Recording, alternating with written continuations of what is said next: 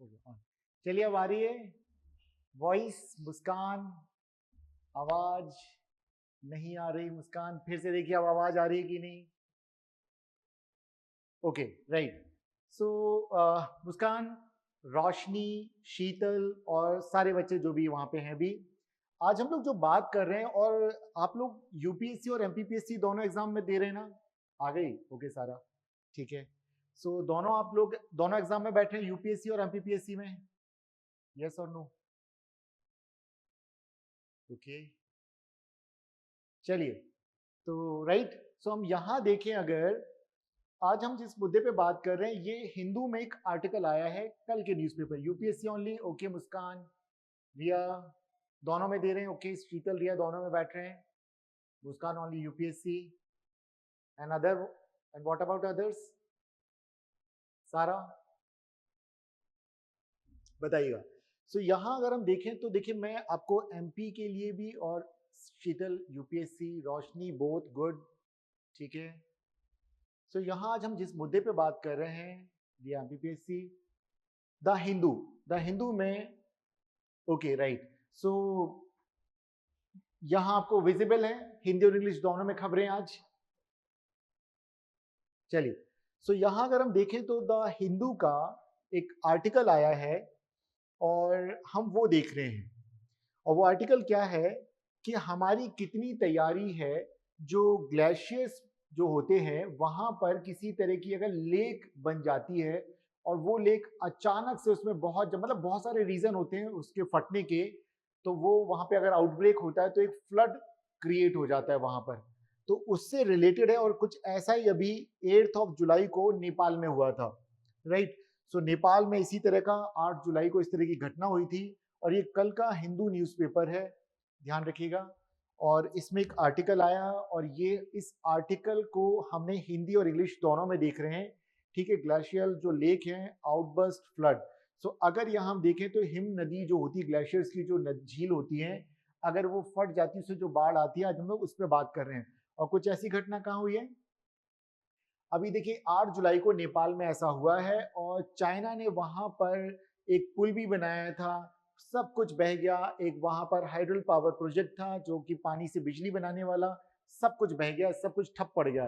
तो ऐसा भारत के साथ भी हो सकता है, क्योंकि भारत के पास भी अगर देखें तो बड़ा एक हिमालयन रीजन है जहाँ पे ग्लेशियर्स भी हैं, और जहाँ इस तरह की लेक्स भी बनती हैं। और जो केदारनाथ की जो घटना हुई थी, उसका भी रीजन कुछ ऐसा ही था।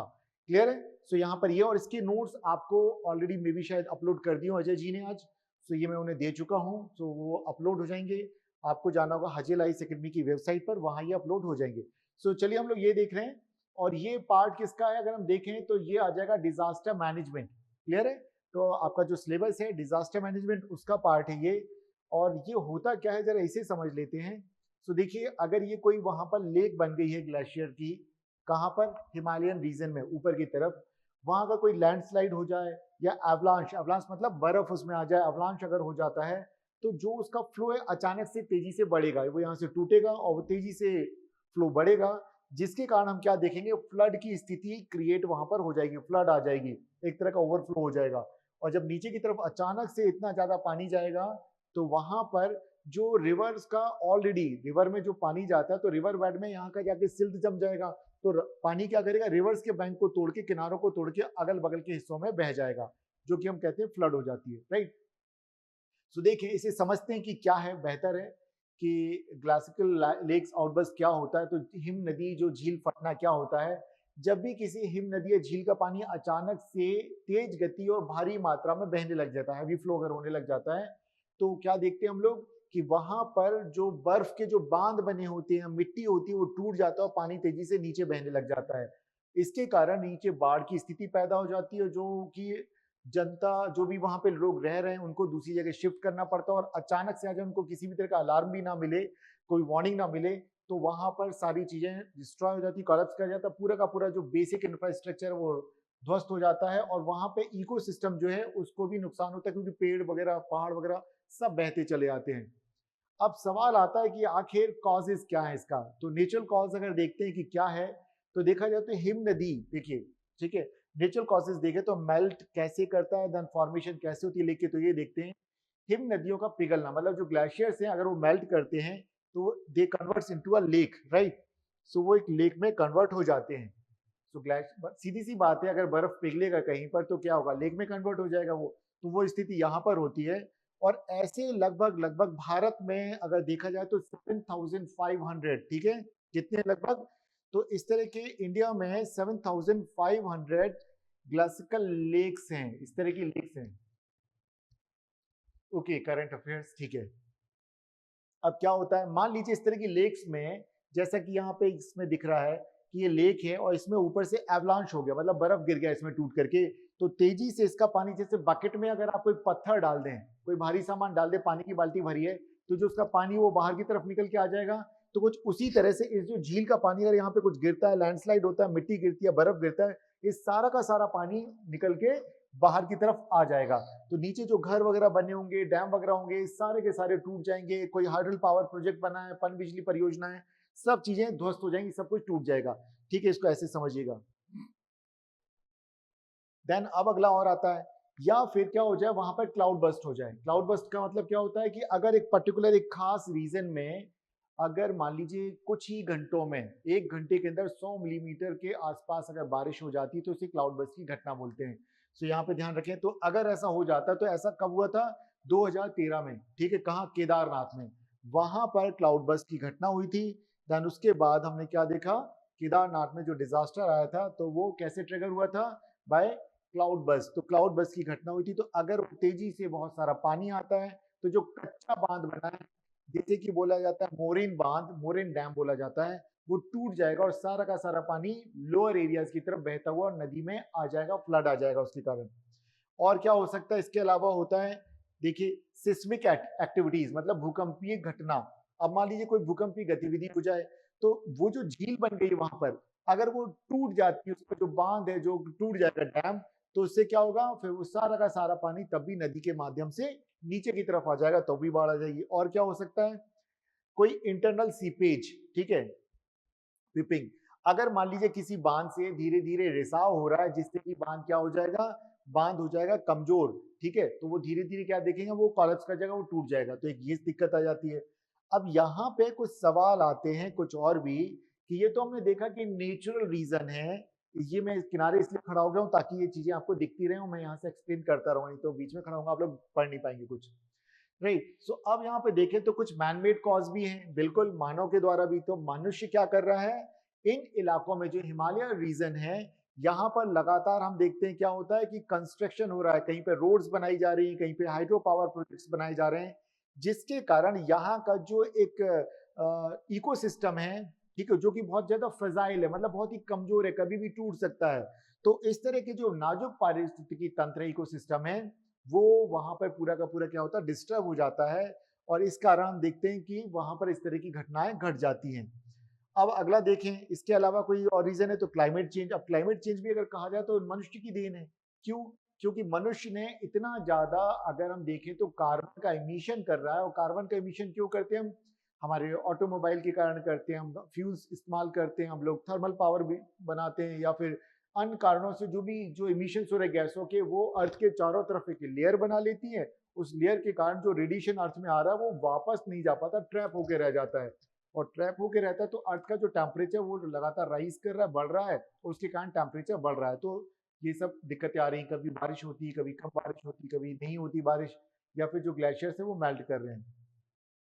सो देखा जाए तो तेज जब गर्मी पड़ रही तो इससे कारण क्या हो रहा है, तो ग्लेशियर्स पिघल रहे हैं, ठीक है, और पिघल रहे हैं तो उसके कारण हम देखते हैं कि वहां से फिर लगातार पानी और ज्यादा बहने लग जाता है। तो इस तरह की जो झील बन जाती है, वहां पर ज्यादा पानी इकट्ठा हुआ तो इस तरह की घटनाएं होंगी।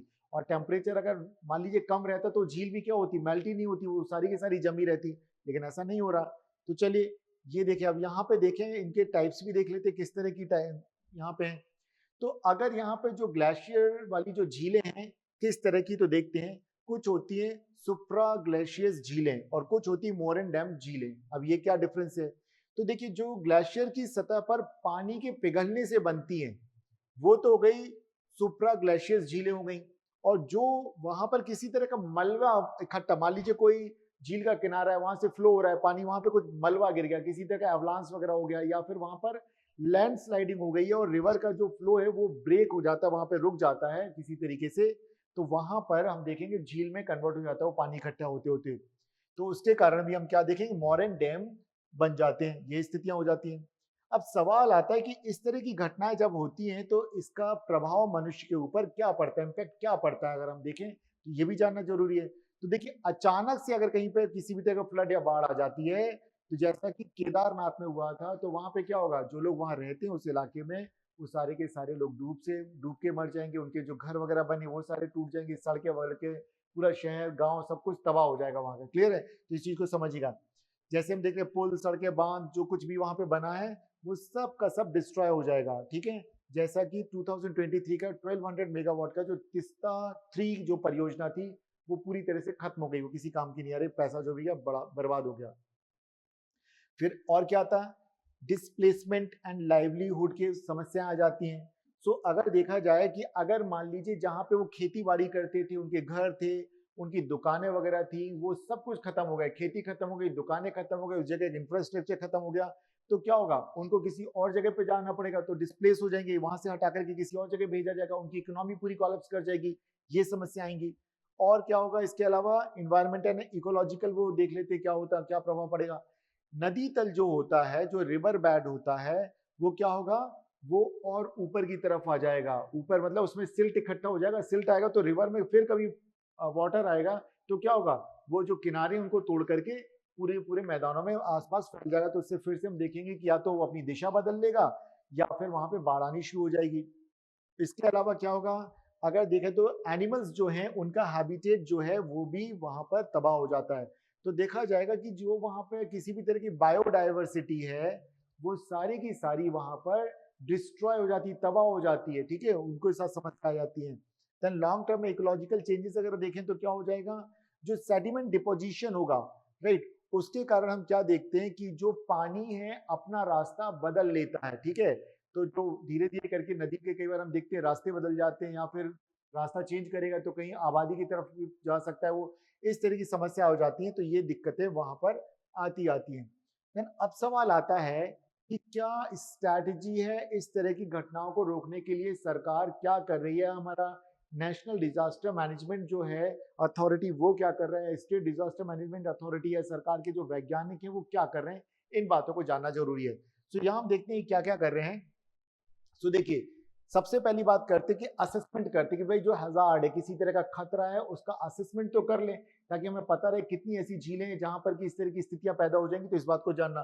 सो लगभग 195, ठीक है, तो कितनी है ऐसी, तो आइडेंटिफाई की गई कितनी, हम देखते हैं 195 जो इस तरह की लेक्स हैं, जो हाई रिस्क की लेक्स हैं, उनको आइडेंटिफाई किया है और उनको अलग अलग कैटेगराइज कर लिया है कि कौन कितनी जोखिम वाली, इस तरह से उनको अलग अलग कैटेगरी में डिस्ट्रीब्यूट किया गया, डिवाइड किया।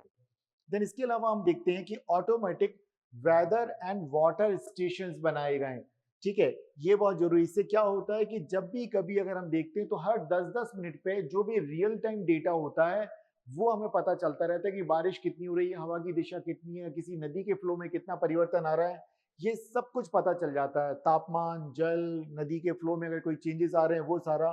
देन इसके अलावा अगर हम देखें तो ITBP, Indo Tibet border police जो है, ये भी जगह जगह डिप्लॉय है, तो इनके द्वारा मैनुअल अलर्ट भेजे जाते हैं। ठीक है, क्योंकि कहाँ पर है, भारत और चीन की जो सीमा है उस पर आईटीबीपी डिप्लॉय की गई है, जो भारत और नेपाल के बीच की सीमा है उस पर सशस्त्र सीमा बल ये डिप्लॉय किए गए। तो यहाँ हम देखेंगे तो यहाँ पर कौन है, ITBP, Indo Tibet border police, ये वहां पे जो लोग इनके सैनिक होते हैं, इनके जो भी साइंटिस्ट होते हैं, वो लोग वहां पे रहते हैं पोस्टेड, वो यहाँ पे अलर्ट हमें मैनुअली भेजते रहते हैं। देन इसके अलावा और क्या होता है इसमें, इसके अलावा इंजीनियरिंग इंटरवेंशन अगर देखें तो कैसे, तो एक टर्म आएगा बैथीमीट्री। ठीक है, ये क्या होता है, ये हमें बताता है कि कोई भी झील कैसी दिखती है, कितनी गहरी है, मतलब बाहर से तो हमें पता नहीं चलेगा लेकिन अंदर से उसकी गहराई कितनी है। देन फिर लिखा ईआरटी स्कैन, ये हमें बताता है कि झील कितनी अस्थिर है और कितनी स्थिर है, मतलब उसका जो जमाव है, जो मिट्टी वगैरह जो डैम बना है, वो कितने सुरक्षित हैं।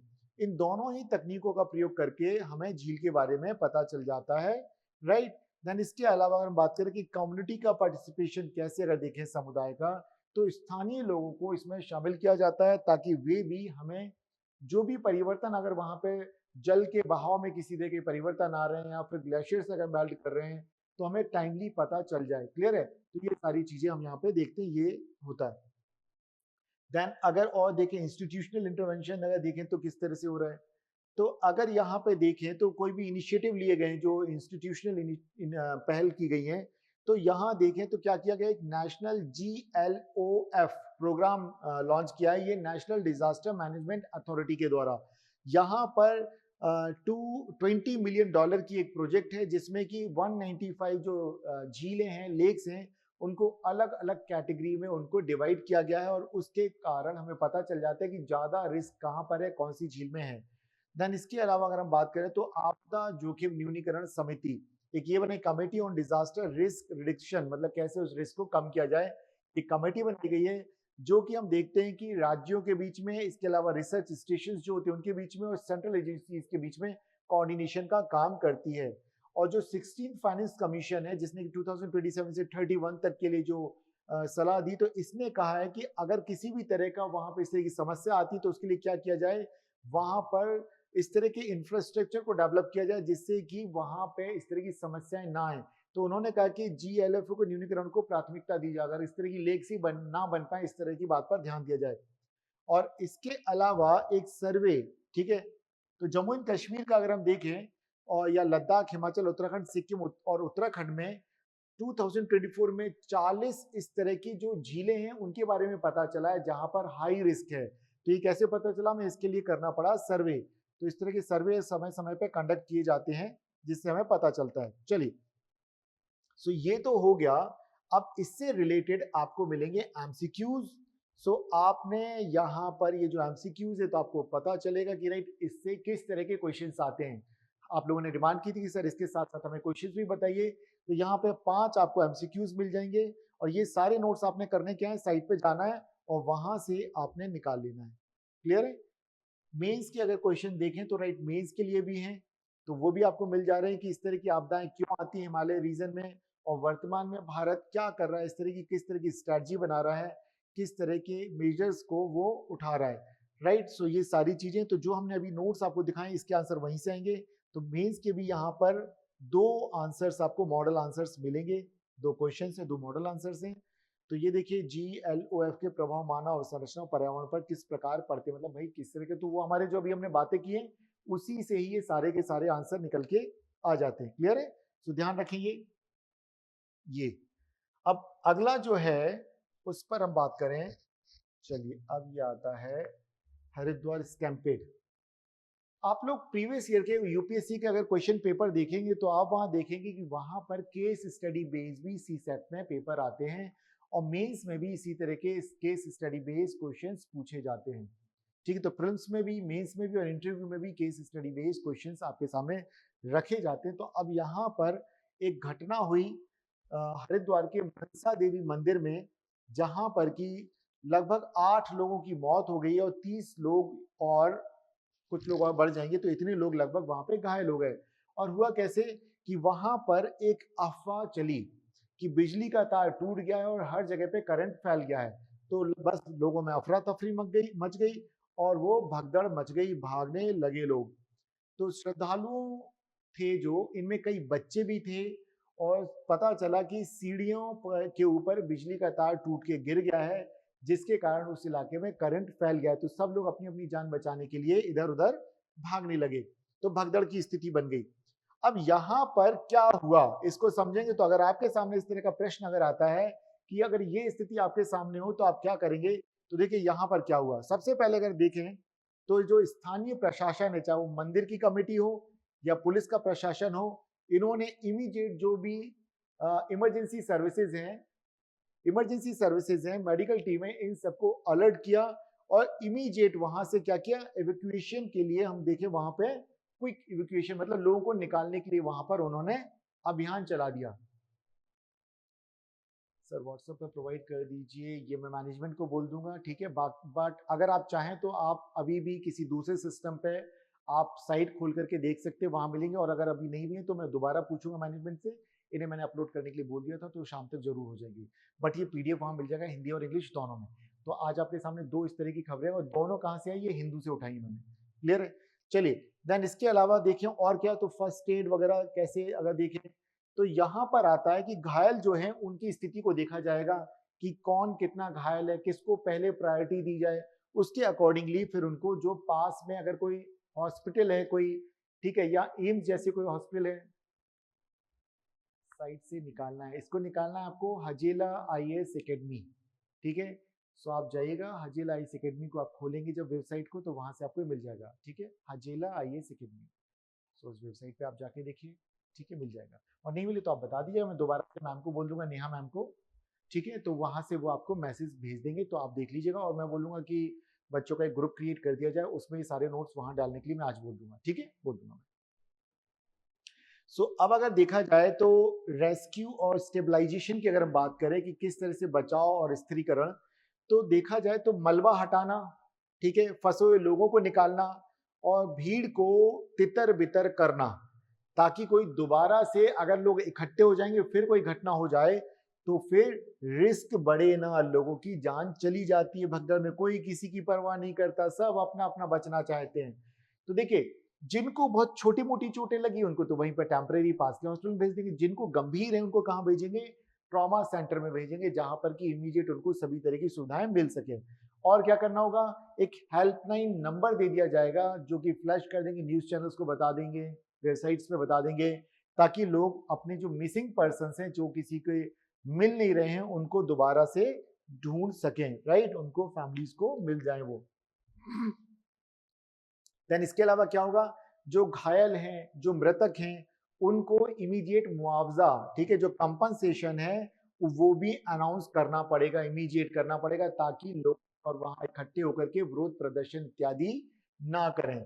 इसके अलावा जो फंसे हुए तीर्थयात्री हैं उनके लिए भोजन की व्यवस्था करना, और उनके लिए क्या करना, आवास की, तो उनके लिए शेल्टर और फूड दोनों के अरेंजमेंट्स करने होंगे। क्लियर है? तो आप भी कभी जब अधिकारी बने तो इन चीजों का ध्यान रखें। और अगर आपको इस तरह का हाइपोथेटिकल पूछा जाए, कोई क्वेश्चन या केस स्टडी आपके सामने दे दी जाए, तो आपको किस तरह से वहां पे काम करना ये पता चलेगा। और क्या हुआ, एसडीएम जो सब डिविजनल मजिस्ट्रेट हैं उनके अंडर एक कमेटी वहां पर बना दी गई है, जो कि इन सारी जो दुर्घटना क्या क्या हुई, क्यों स्टैम्पेड मैनेजमेंट नहीं हो पाया, जो क्राउड मैनेजमेंट नहीं हो पाया, इस बात को देखा गया। सो चलिए 15 दिन के अंदर करना है। लेकिन अब सवाल आता है कि ये तो चलो टेम्परेरी उसी वक्त की उसी वक्त हुई, लंबे समय में क्या करना पड़ेगा ऐसी जगह पे। तो अगर कोई मंदिर वगैरह है, कोई इस तरह की जगह सीढ़ियां हैं, तो वहां पर क्या करना पड़ेगा, बैरिकेड्स लगाने पड़ेंगे, जिगजैग में वहां पे बैरिकेड्स लगा करके, ताकि भीड़ को क्या करेगा, आप जिगजैग में निकालेंगे तो एक रो में नहीं जाएंगे, तो अपने आप स्पीड स्लो हो जाएगी और धीरे धीरे करके भीड़ आगे निकल पाएगी। और क्या करना पड़ेगा, वहां पर सीसीटीवी कैमराज और एआई बेस्ड क्राउड जो मॉनिटरिंग सिस्टम होना चाहिए, कि भीड़ जो आ रही है कहां से आ रही है, कैसे आ रही है, तो ड्रोन भी होना चाहिए, सीसीटीवी कैमराज भी होना, ये सारा का सारा एआई बेस्ड होना चाहिए, और रियल टाइम डेटा ताकि कंट्रोल रूम तक पहुंचता रहे, इस तरह की व्यवस्था इसमें होनी चाहिए। और एक अहमदाबाद पुलिस ने ऐसा ही किया है, कुछ समय पीछे अगर हम जाएं तो वहां पर रथ यात्रा निकाली जा रही थी, तब ये मैंने हिंदू में एक आर्टिकल आया था और इंडियन एक्सप्रेस में भी था, तब मैंने क्लास में ये डिस्कस किया था, और ये आपको मिल सकते हैं मेरी पुरानी जो क्लासेस हैं उसमें, ये वीडियो आपको मिल जाएगा, कैसे जो क्राउड मैनेजमेंट में हम आर्टिफिशियल इंटेलिजेंस का कैसे यूज कर सकते हैं, तो वो आपको मिल जाएगा। क्लियर है? वहां से आप देख सकते हैं। सो अब यहाँ पे देखें तो पॉलिसी में किस तरह के रिफॉर्म्स करने होंगे वो देखा जाए, तो किसी भी तरह के अगर मान लीजिए कोई रिलीजियस अगर गैदरिंग कहीं पर हो रही है, किस तरह के कोई आयोजन किए जा रहे हैं, तो वहां पर हमें एसओपी जारी करनी पड़ेगी, जिससे कि भीड़ को कंट्रोल किया जा सके, राइट। और इसके अलावा क्या करना पड़ेगा, पब्लिक अवेयरनेस कैंपेनिंग करनी पड़ेगी, जनता को समझाना पड़ेगा।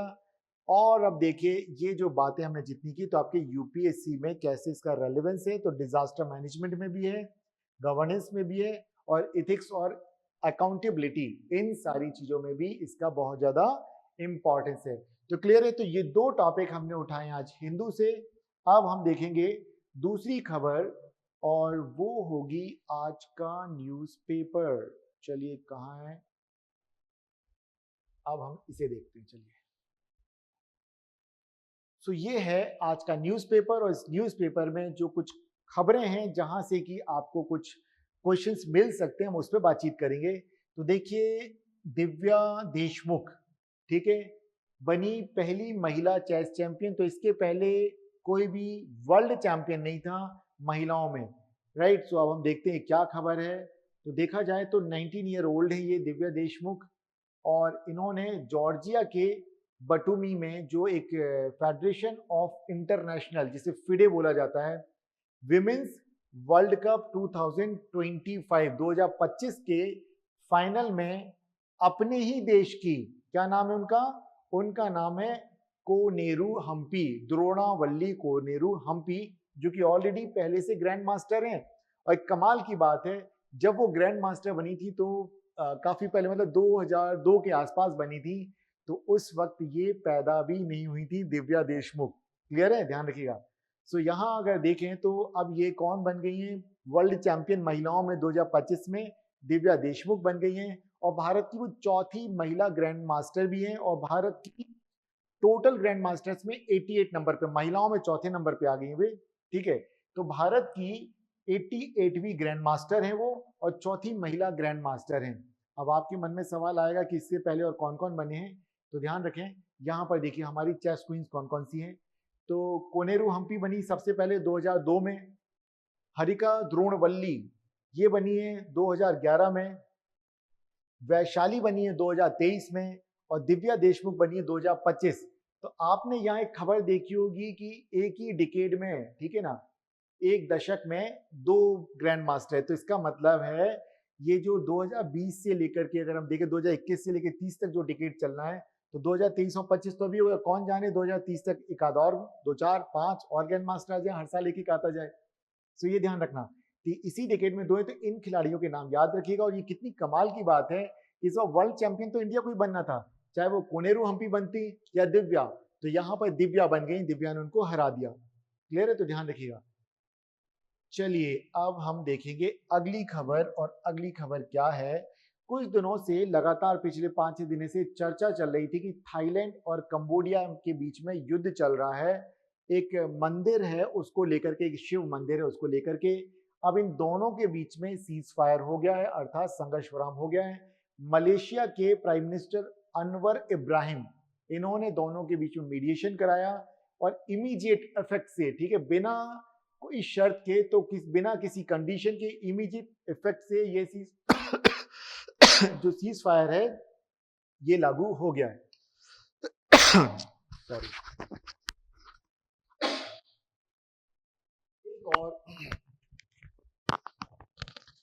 चलिए एक और खबर है, अभी थोड़ी देर पहले हम लोग देख रहे थे कि हरिद्वार में जब स्टैम्पेड की घटना मनसा देवी मंदिर में हुई, तो इमीडिएट लोगों को स्वास्थ्य सुविधा चाहिए, तो कैसे करेंगे। अगर मान लो कोई ट्रामा सेंटर वहां नहीं है तो गनीमत है, हरिद्वार के बिल्कुल वहीं नजदीक, मतलब शहर के पास ही है वो मनसा देवी मंदिर। लेकिन अगर कहीं कोई दूर हो घटना तो क्या करा जाए, सैनिक क्या करते होंगे, युद्ध के दौरान जहां सैनिक हताहत होते हैं लगातार, वहां क्या होता होगा। तो अब इस बात का जवाब है भीष्म क्यूब। ये क्या है, देखिए भीष्म क्यूब जो है ये, देखिए क्या है, ये हाईटेक पोर्टेबल ट्रॉमा सेंटर है, ठीक है। और देखिए ये आरोग्य मैत्री एक प्रोग्राम है, उसके तहत पटना का जो एम्स है उसको भीष्म क्यूब मिल गया है, और ये 20 मिनट के अंदर 200 बेड का अस्पताल बन जाता है। ये है ना बड़ी बात। और इसी तरह का देखिए, और ये किसने तैयार किया है, ये डिफेंस मिनिस्ट्री ने तैयार किया है, और ये डिफेंस मिनिस्ट्री का एक प्रोजेक्ट है, और भारत के प्राइम मिनिस्टर ने यूक्रेन को भी ये गिफ्ट किया है, ठीक है। देखिए कहां पे, नरेंद्र मोदी ने, यही रख दीजिए ऋषि भैया, नरेंद्र मोदी जी ने यूक्रेन और रूस का जो युद्ध चल रहा है इसमें यूक्रेन को ये पोर्टेबल हॉस्पिटल गिफ्ट किया है, ध्यान रखिएगा, ठीक है। सो आप देख रहे हैं, और यहाँ पे क्या क्या है, सो आप इसमें देखें कि यहाँ पर इसमें एक्सरे है, अल्ट्रासाउंड है, मॉनिटरिंग डिवाइस है, जो कुछ भी रिक्वायरमेंट होता है एक ट्रॉमा सेंटर में वो सब कुछ है इसके अंदर। इसका नाम क्या है, इसका नाम है भीष्म क्यूब, ठीक है, ध्यान रखिएगा। और इसको डिफेंस मिनिस्ट्री ने तैयार किया है। अब देखिए इसे कहीं भी एक से दूसरी जगह, अरे 200 लोगों का अस्पताल, जिसे आप किसी हवाई जहाज में रख के ले जाओ, या फिर पानी के जहाज में रख के ले जाओ, या ट्रक में लोड करके ले जाओ, या ड्रोन के माध्यम से भी कहीं पहुंचा दो, कितनी बढ़िया चीज है ये। तो आप अंदाजा लगाइए कि कितनी बढ़िया चीज है ये, ठीक है, अब ये क्या है, पोर्टेबल हॉस्पिटल हो गया एक तरह का, कि पोर्टेबल कहीं से कहीं भी लेकर के चले जाइए। तो ये ध्यान रखें, इसका नाम है क्या है, भीष्म क्यूब। ठीक है, चलिए अगली खबर देखते हैं। यहाँ पे कुछ सारी खबरें, इनमें से कौन सी खबर है हमारी, हम देखते हैं। देखिए, स्क्वैश एक खेल होता है, तो भारत की स्क्वैश खिलाड़ी अनाहत सिंह ने वर्ल्ड जूनियर स्क्वैश चैंपियनशिप में ब्रॉन्ज मेडल प्राप्त किया। तो ध्यान रखना, इनका नाम लिख लीजिए। वर्ल्ड जूनियर चैंपियनशिप में इन्होंने क्या किया, ब्रॉन्ज मेडल मिला है इनको, तो ये ध्यान रखिएगा बस। और ध्यान रखें, ये 15 सालों में पहला मेडल है भारत के लिए अंतरराष्ट्रीय स्तर का। इतने सालों से सूखा पड़ा हुआ था, कोई मेडल नहीं था, तो 15 साल में पहला मेडल मिला है वर्ल्ड लेवल का, ध्यान रखें। चलिए, इसके अलावा भारत ने फिलीपींस में हुए इंटरनेशनल बायोलॉजी ओलंपियाड में 2 गोल्ड और 2 सिल्वर मेडल जीते हैं, इसको भी ध्यान रखें। और ये किसने, रुद्र पथानी और दांत सक्रे, इन्होंने गोल्ड मेडल जीता, और भव्या गुनवाल और सुब्रोजीत ने सिल्वर मेडल जीता। किसमें जीता है, फिलीपींस में इंटरनेशनल बायोलॉजी ओलंपियाड। ठीक है, बच्चे स्कूलों में देते हैं ना ओलंपियाड, ये वही है। चलिए और देखिए, इस पर हम डिटेल और बात करेंगे बाद में। 17 सांसदों को सांसद रत्न पुरस्कार दिया गया। क्यों दिया गया, क्योंकि इन्होंने संसद में हल्ला गुल्ला नहीं मचाया और बहुत ही अच्छा प्रदर्शन किया। ठीक है, मतलब लोगों की, जनता की बातों को उठाया और शोर शराबा नहीं किया, चीजों को, अपने बिजनेस को ठीक तरीके से किया है। और देखें, हाँ एक और, एशिया क्रिकेट कप 2025 ये कहां पर, इसी साल 2025 में यूएई, ठीक है, यूनाइटेड अरब अमीरात में आयोजित किया जाएगा। और इसका होस्ट कौन है, इंडिया। ध्यान रखिए, इंडिया होस्ट है, लेकिन यहां नहीं हो रहा क्योंकि पाकिस्तान की टीम भी है। तो ये कहां पे हो रहा है, ये हो रहा है यूएई में। ठीक है, और ध्यान रखें 9 सितंबर से लेकर के 28 सितंबर तक ये टूर्नामेंट चलेगा। और इंडिया और पाकिस्तान दोनों एक ही ग्रुप में हैं, ध्यान रखें एक ही ग्रुप में है। तो दो ही देखते हैं क्या होता है। कोप, सीओपी, कॉन्फ्रेंस ऑफ पार्टीज। देखिए, भारत ने 2028 में कॉप 33 बैठक की मेजबानी का प्रस्ताव दिया, मतलब कि भाई हम होस्ट होंगे, आप हमारे यहाँ आइए और ये मीटिंग कीजिए। अब ये क्या है, कॉन्फ्रेंस ऑफ द पार्टीज। ठीक है, ये है कॉप। यूनाइटेड नेशन का जो क्लाइमेट चेंज फ्रेमवर्क है, UNFCCC, climate change, United nation का क्लाइमेट चेंज फ्रेमवर्क जो है, उसकी सालाना बैठक होती है, उसकी एनुअली जो बैठक होती है, उसको बोला जाता है कॉन्फ्रेंस ऑफ पार्टीज। तो यूएनएफसीसी की 33rd जो सालाना बैठक होनी है, उसके लिए भारत ने कहा कि आप भारत में आइए, बैठक कीजिए। अब आपके मन में सवाल आएगा कि भाई भारत में क्यों करवा रहे हैं, आप ग्रुप का बोल दीजिए, ठीक है, मैं बोल दूंगा, ग्रुप का बोल दूंगा। ओके, सो क्यों क्यों किया जा रहा है, देखिए इससे भारत की एक पूरी दुनिया में एक प्रतिष्ठा बढ़ेगी कि इंडिया बड़े बड़े ग्रुप्स की मीटिंग ऑर्गेनाइज कराता है, अपने यहाँ अपने आप को एज ए होस्ट वो प्रस्तुत करता है। अब सवाल आते हैं कि यहाँ पर ये क्या बातें करेंगे। तो यहाँ पे जो मेंबर कंट्रीज हैं, ये ग्रीन हाउस गैस के इमिशन को कम करने की बात करेंगे, ग्रीन हाउस गैसों को कम करना। और इसके अलावा जलवायु वित्त, मतलब क्लाइमेट चेंज को रोकने के लिए जो प्रोजेक्ट्स चलाए जा रहे हैं, उनके लिए फाइनेंस कैसे दिया जाए, फंड्स कहाँ से दिए जाए। इसके अलावा आता है, ये बोलेंगे सस्टेनेबल डेवलपमेंट, सतत विकास हिंदी में बोलते हैं, सस्टेनेबल डेवलपमेंट जैसे जो मुद्दे हैं उन पर चर्चा की जाएगी। देखिए, कम तो करना है, लेकिन कई गरीब देश है जिनके पास टेक्नोलॉजी नहीं है, तो उनको क्या करेंगे, क्लाइमेट फंड दिए जाता है, उसके लिए अलग से उनको फंड्स, पैसे दिए जाएंगे, जिससे कि वो नई टेक्नोलॉजी को अडॉप्ट कर पाए। अब देखते हैं तो भाई ये क्या होगा, इसमें हम देखें ये कब से चल रहा है, तो हम देखें कॉप की बैठकों ने ही वैश्विक जलवायु नीति का आकार दिया है, जो कि क्योटो में, कहां पर, क्योटो प्रोटोकॉल 1997 और पेरिस एग्रीमेंट 2015। क्लियर है, तो आप ध्यान रखें क्योटो प्रोटोकॉल कब आया था, क्योटो कहां पर है, जापान में, और पेरिस आप जानते हैं फ्रांस में है। तो क्योटो प्रोटोकॉल 1997 में, और पेरिस जो ट्रीटी है, पेरिस एग्रीमेंट जो है, वो 2015 में। इस वक्त हम देखें तो यूएनओ के इस ऑर्गेनाइजेशन में, इस ग्रुप में कितनी कंट्रीज हैं, 198 देश इसमें समर्थन कर रहे हैं आपस में। चलिए, ये क्या है, पहले तो ये बताइए, इसे जंगल का राजा बोलते हैं या फिर कुछ और बोलते हैं। ये है टाइगर। ठीक है, तो ये है टाइगर। और मध्य प्रदेश में कितने, जो हम देखें जो प्रोजेक्ट टाइगर हैं, तो यहाँ हमें दिख रहे हैं बांधवगढ़, कान्हा, पेंच, पन्ना, सतपुड़ा, संजय डुगरी, रानी दुर्गावती, रातापानी और माधव। ठीक है, और इन सभी में अगर देखा जाए तो माना ऐसा जा रहा है कि अब जो टाइगर्स का जो सेंसस होगा, मतलब इनकी जो काउंटिंग की जाएगी, उसमें उम्मीद की जा रही है 4000 प्लस पहुंच जाएंगे। ठीक है, सो यहां अगर देखा जाए पूरे भारत के, देखिए कैसे कैसे हो रहे हैं, तो पूरे देश की बात कर रहा हूं, मध्य प्रदेश की नहीं, ध्यान रखना। अगर हम बात करें भारत में, तो पिछले अगर हम देखें कब से कब तक, 2006 से लेके 2022 तक के, तो मतलब 2025 से तो 26 में होगी, डिकेड में 10-10 साल पे। तो अगर 2006 में देखें तो मध्य प्रदेश में तो 300 थे, कर्नाटक में 290, लेकिन इंडिया में थे ओनली 1411। अब बढ़ते बढ़ते कहां पहुंच गए, 2022 की अगर हम बात करें तो 3682, और एमपी में कितने, 785, और कर्नाटका में 563। तो बीच में जरूर एक बार ऐसा हुआ था कि जो कर्नाटका है वो टाइगर स्टेट बन गया था। जैसे कि कब कब देखें, अगर हम यहाँ पे देखें तो 2014 में 406, 2010 में 300, यहाँ दोनों ही जगह पे मध्य प्रदेश में कम थे। तो मध्य प्रदेश को कुछ समय के लिए टाइगर स्टेट का जो स्टेटस था, जो तमगा था, वो चला गया था, लेकिन अब फिर से मध्य प्रदेश टाइगर स्टेट हो गया, ध्यान रखें।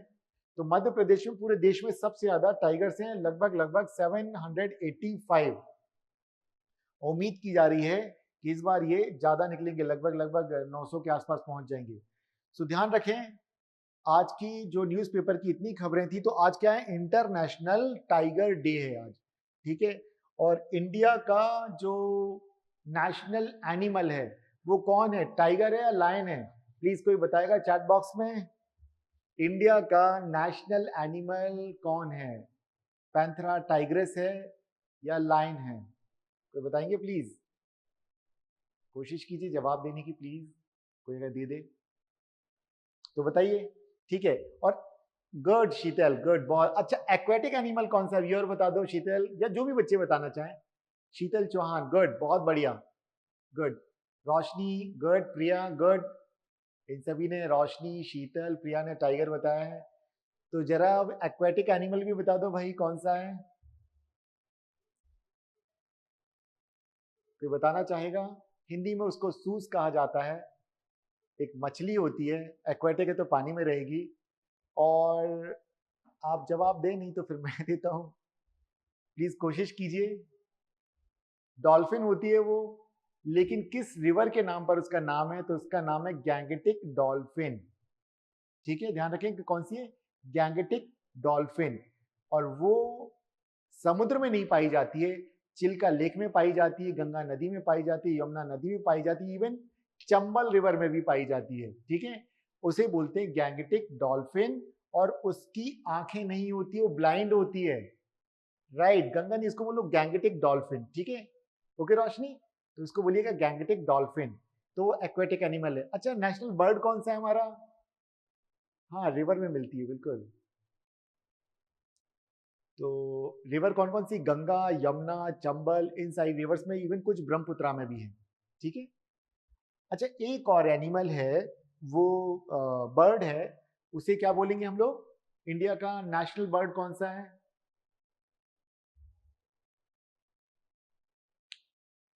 Very good, peacock. जंगल में मोर नाचा किसने देखा, चलिए सबने देखा। और जरा ये और बता दीजिए कि कोई फ्लावर भी है क्या, नेशनल फ्लावर? चैट बॉक्स मुझे नहीं दिख रहा।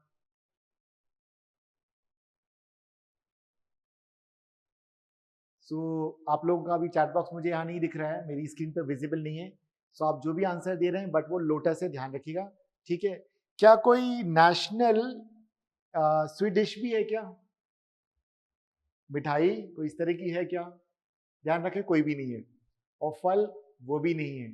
तो सिर्फ क्या क्या है, नेशनल फ्लैग हो गया, नेशनल एम्बलम हो गया हमारा। अच्छा, नेशनल एम्बलम जो है हमारा, जो राजकीय चिन्ह है हमारा देश का, उस पर टाइगर या लायन है, उस पर लायन है। और वो कहाँ से लिया हमने, जो सारनाथ जो पिलर है मौर्यन एम्परर अशोक का, वहां से हमने लिया है उसको। क्लियर है, तो ध्यान रखिएगा। तो ये चीजें हैं। और नेशनल एंथम क्या है हमारा, वंदे मातरम? नहीं, वो है जन गण मन। और नेशनल सॉन्ग कौन सा है, वंदे मातरम। और वंदे मातरम लिखा है बंकिम चंद्र चटर्जी ने, और उनका एक नॉवेल है जिसका नाम है आनंद मठ।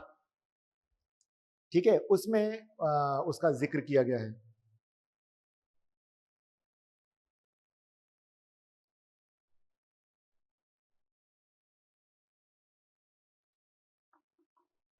मुझे चैट बॉक्स इस वक्त बिल्कुल भी नहीं दिख रहा, तो मुझे नहीं पता आप लोग क्या लिख रहे हैं इस वक्त, जो भी मे बी शायद कनेक्शन कुछ एरर है, मेरी स्क्रीन पे नहीं दिख रहा। सो आप लोग ध्यान रखें। अब हम लोग मिलेंगे अगले दिन, और जो भी शेड्यूल होगा तो आपके साथ डिस्कस हो जाएगा, नेहा मैम बता देंगे आपको। ये जो भी नोट्स हैं ये मैं उनसे फिर से आज रिक्वेस्ट करता हूँ कि प्लीज़ एक ग्रुप क्रिएट करें, उस ग्रुप में डाल दें ताकि सारे बच्चों को मिल सकें। तो ये भी मिल जाएगा, और वो जो पीडीएफ हैं ठीक है, वो भी मिल जाएंगे आपको पीडीएफ फॉर्म में, चाहे साइट से लीजिए, मैं ग्रुप में, तो मैं ग्रुप में उनको बोल देता हूँ कि वहाँ से आपको मिल जाए। ओके बच्चों, सो हम मिलते हैं फिर अगले दिन। तब तक आप लगातार अपनी तैयारी जारी रखिए, और बीच में कोई भी डाउट हो, किसी भी तरह का हो, तो आप नेहा मैम को आप मैसेज ड्रॉप कर दीजिएगा, वो मुझे बता देंगे, तो आप लोगों के बारे में मुझे पता चल जाएगा कि आप लोगों को क्या और रिक्वायर्ड है। क्लियर है? चलिए, thank you so much, thank you.